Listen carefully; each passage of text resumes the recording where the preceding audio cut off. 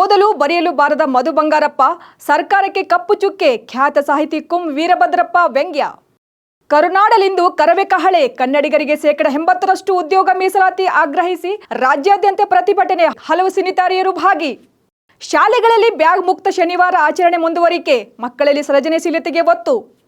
Cubbon park weekend Sanskrit ಕಾರ್ಯಕ್ರಮಕ್ಕೆ ಪ್ರಧಾನಿ ಮೋದಿ ಮೆಚ್ಚುಗೆ ವ್ಯಕ್ತಪಡಿಸಿದ್ದಾರೆ. ದಕ್ಷಿಣ ಕನ್ನಡದಲ್ಲಿ ಭಾರೀ ಮಳೆಗೆ ಭೂಕುಸಿತ, 42 ಮಂದಿ ಸ್ಥಳಾಂತರ. ಫೇಕ್ ನ್ಯೂಸ್ ಬಗ್ಗೆ ಸಮಾಜ ಬಹಳ ಎಚ್ಚರದಿಂದಿರಬೇಕು. ಸಿಎಂ ಸಿದ್ದರಾಮಯ್ಯ ಹೇಳಿಕೆ. ಸಿಟ್ಟನ್ನು ಸಿನಿಮಾದಲ್ಲಿ ತೋರಿಸಬೇಕು, ನಿಜ ಜೀವನದಲ್ಲಿ ಸ್ಕ್ರಿಪ್ಟ್ ತರಬಾರದು. ದರ್ಶನ್ಗೆ ಹಂಸಲೇಖ ಕಿವಿಮಾತು. ಎಲ್ಲ ಹಣೆಬರ, ನಾವೇನು ಮಾಡೋಕ್ಕಾಗಲ್ಲ. ದರ್ಶನ್ ಕೇಸ್ ಬಗ್ಗೆ ಶಿವರಾಜ್ ಕುಮಾರ್ ಪ್ರತಿಕ್ರಿಯೆ.